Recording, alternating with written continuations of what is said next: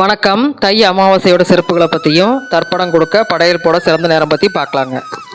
நம் குடும்பத்தில் வாழ்ந்து மறைந்த முன்னோர்களை பித்ருக்கள் அவர்கள் தங்களது சந்ததியினருக்கு பாக்கிய பலம் பெற வாழ்வில் முன்னேற பல தோஷங்கள் நிவர்த்தியாக வருடத்தில் சில குறிப்பிட்ட தினங்களுக்கு உலோகம் ஆசி வழங்குவதாக ஐதீகம். அதில் அமாவாசை நாள் மிகவும் சக்தி வாய்ந்த நாளாகும். அந்த நாளில் முன்னோர்கள் ஆத்மா சாந்திக்காக நாம் செய்யும் திதி தர்ப்பண பூஜையானது நம் வம்சாவளியினருக்கு பெரிதும் நலம் தரும் என்பது நம்பிக்கை. தர்ப்பணம் என்பது எள்ளும் நீரும் கொண்டு வலது ஆட்கால்ட்டி விரலுக்கும் கட்டை விரலுக்கும் இடையிலுள்ள பித்ரு பூமிய ரேகைகள் வழியாக நீரை வார்த்து தரப்படுவதாகும். இந்த நீரின் சக்தியானது தை அமாவாசை என்று பல கோடி மைல்களுக்கு தொலைவில் உள்ள பித்ருலோகத்தை அடையும் என்பது நம்பிக்கை. மேலும் வருடத்தில் 3 அமாவாசைகள் மிகச் சிறப்பானவை. ஆடி அமாவாசை, புரட்டாசி மற்றும் தை அமாவாசை. அன்றைய தினம் தர்ப்பணம் கொடுத்துவிட்டு காகத்திற்கு சாதம் விடுதல் என்பதும் அமாவாசை வழிபாட்டில் முக்கியத்துவமானது. காகத்திற்கு சாதம் விட்டுவிட்டு தான் நாம் சாப்பிட வேண்டும். எனவே அனைவரும் தை அமாவாசை வழிபாடு மேற்கொண்டு முன்னோர்களின் அருளை பெறுவோம். நன்றி.